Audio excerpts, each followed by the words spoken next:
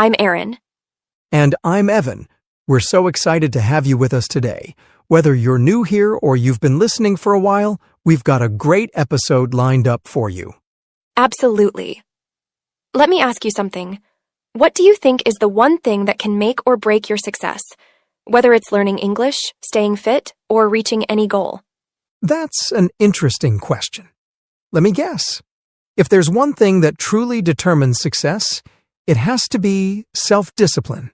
It's what keeps us moving forward, even when motivation fades. You're absolutely right. And now that you mention it, I've been struggling with self-discipline lately.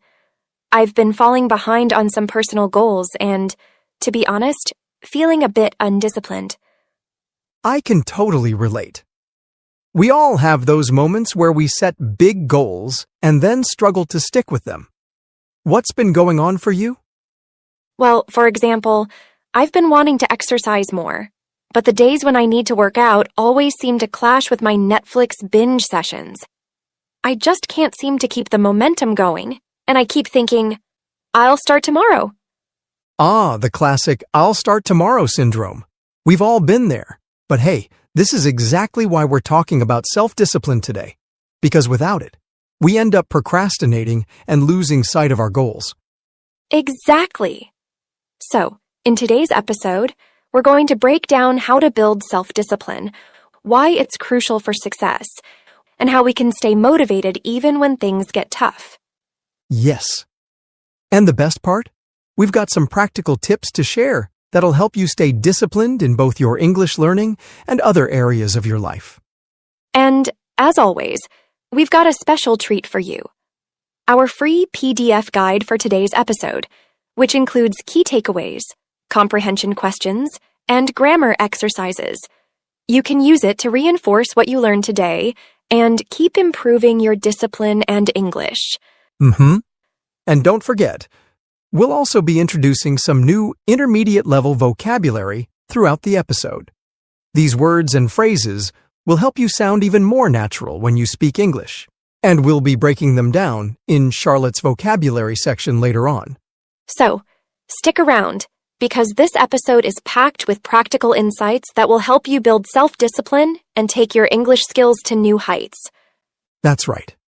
Whether you're looking to build better habits, improve your speaking confidence, or just get better at staying focused, this episode is for you. All right, let's get started with today's topic, how to build self-discipline and stay consistent on the path to success.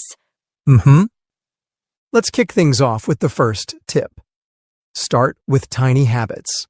If you're aiming to build self-discipline, focusing on small, manageable habits is a great way to begin. I can totally relate to this. Every year I set huge goals, like working out for an hour every day or eating perfectly. And every year, by mid-January, I'm already overwhelmed and burned out. It's frustrating because I can't keep up with such big expectations. Oh, I know exactly what you mean. New Year's resolutions can be so tempting, but they can also lead to burnout if we try to do too much at once. The key is to start small and build momentum. Exactly. I've realized that when I focus on tiny habits, like committing to just 5 minutes of exercise each day, I'm more likely to stick with it. It feels more manageable, and over time, it builds up. That's it. Tiny habits, done consistently, help you build momentum. Like you said, 5 minutes of exercise every day seems small, but over a few weeks or months, it can really add up. Yeah, it's the same with language learning. Instead of committing to study English for an hour, commit to just 5 minutes of practice a day, whether it's reading, listening, or learning a new word. Over time, that small habit will turn into progress, and you'll feel more confident without feeling stressed. Remember, consistency is key. Exactly. James Clear in Atomic Habits talks about how small habits compound over time. The idea is to make the habit so small that you can't say no to it. You might only practice for a few minutes, but that small effort, done consistently, leads to big results. I love that. And the best part is, when you focus on small habits, they naturally become part of your routine. It's easier to stay disciplined without feeling like you're forcing yourself. Totally. And now, moving to the second tip, focus on systems, not just goals.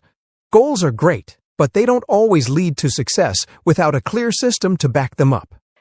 I've definitely made that mistake. I'd set big goals like, I want to lose 30 pounds in 3 months.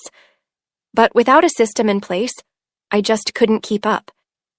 I'd start strong, but then get discouraged when I didn't see quick results. Exactly. That's where systems come in. A system is a series of small daily actions that get you closer to your goal. Ah, I see. So instead of focusing on the outcome, our listeners should focus on creating a system for success. For example, they can practice English for just 10 minutes every morning or listen to English podcasts during their commute. By making these small, consistent habits a part of their daily routine, they'll start seeing big results over time. Yes, and once your system is in place, it becomes automatic. You don't have to rely on motivation. You just follow the routine, no matter how small it seems. I like that. When I focus on building a routine, I'm not stressing about the end goal, just about following through with the system I've set up. Exactly. Systems are what keep you on track. With the right system in place, you're less likely to burn out or give up because your actions become consistent and automatic. Right. It's like creating a path that leads you to your goal without all the bumps and detours. Once the system is in place, it becomes second nature. Exactly. And that leads us to the next tip. Make habits attractive. If you make a habit fun, sticking with it becomes a whole lot easier. I totally agree. When I started exercising, I used to dread it, but then I started making it enjoyable. I'd listen to my favorite music or watch a funny TV show while stretching. Suddenly, working out wasn't such a chore. Exactly. The same approach works for English practice. If you find ways to make it enjoyable, like watching an exciting English show or treating yourself after a study session, it makes the process so much more fun. That's a great idea. If our listeners reward themselves after practicing English, like with a small treat or a fun activity, it'll keep them motivated. It's like bribing yourself to learn, but in a good way. Haha. Well, who doesn't love a little self-bribery? Positive reinforcement is powerful. When you pair good habits with rewards, it makes it more likely you'll stick with them. Your brain loves rewards, and it'll strengthen the habit over time. So, making habits attractive by pairing them with rewards means I'm more likely to stick to my goals, whether it's fitness or language learning. Who knew being disciplined could involve snacks and TV? Right. Discipline doesn't have to be a boring task. And that leads us to the next tip, designing your environment for success. The truth is, your surroundings can either help or hurt your discipline. Oh, I can definitely vouch for that. When my desk is cluttered or I've got snacks all around me, I get distracted really quickly. Haha, like a setup for disaster. If your environment doesn't support your goals, it's way too easy to give in to distractions. Exactly. That's why I've started keeping my workout clothes right by my bed and my gym bag near the door. That way, I'm reminded to exercise first thing in the morning. I also moved the snacks away from my desk to avoid temptation and stay focused. Smart move. The key is to make it easier to follow through and harder to procrastinate. Exactly. Same thing goes for English learning too. For all of you learning English, make your environment work for you. Keep your study materials visible and accessible, whether it's books, apps, or flashcards. Make sure they're within reach. Out of sight, out of mind, right? Right. And don't forget, the people around you matter too. Surround yourself with people who support your goals. If your friends are cheering you on, it's a lot easier to stay disciplined. Well, unless your friends are distracting you with cake. But that's a different story. True. And speaking of distractions, that's where managing your willpower and energy comes in. Willpower is like a muscle.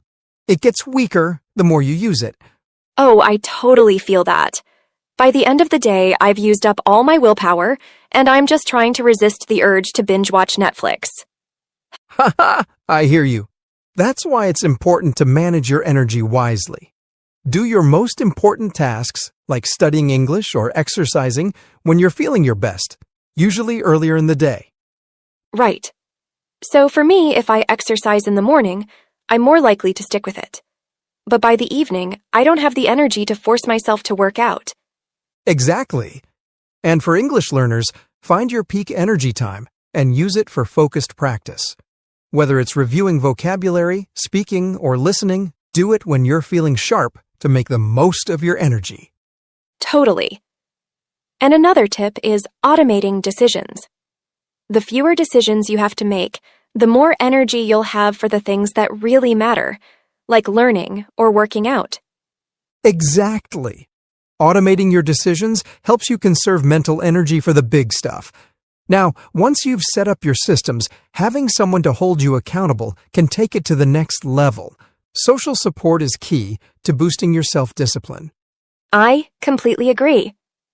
When I have a workout buddy or a friend checking in on me, I'm way more likely to stay on track with my exercise routine. Exactly. The same goes for English learners. Whether it's a language partner, a study group, or even just a friend who checks in on your progress, having someone hold you accountable can make a huge difference. It's like having someone to help you stay focused, except without the judgment. Just a gentle push when you need it. That's the idea. Accountability helps keep you motivated and consistent. Whether it's sharing your English practice with a friend or working out with a partner, it's much easier to stay disciplined with support. Exactly. And for fitness, if I have someone to encourage me, it's so much harder to skip a workout. Same for English. You're more likely to stick to it if you've got that support. Now that we've covered some powerful tips for building self-discipline, let's take a quick moment to review some key words and phrases we've mentioned today. That's right. And to help with your English learning, we've got Charlotte here to explain some of the intermediate vocabulary we use today. Over to you, Charlotte. Hi everyone, it's Charlotte here, and today I'm going to break down some key vocabulary from today's episode that can help boost your English skills. Let's dive in. Momentum, meaning the force that makes something keep moving or developing. Example, starting small helps you build momentum towards achieving your big goals. Overwhelmed, meaning feeling like you have too much to handle. Example, she felt overwhelmed with all the work she had to do for the project. Burnout, meaning physical or mental exhaustion from too much stress or work. Example, if you don't take breaks, you might experience burnout. Procrastinate, meaning to delay doing something that needs to be done. Example, I tend to procrastinate when it comes to cleaning my room. Consistently, meaning doing something in the same way without changing over time. Example, he consistently practices his guitar every day.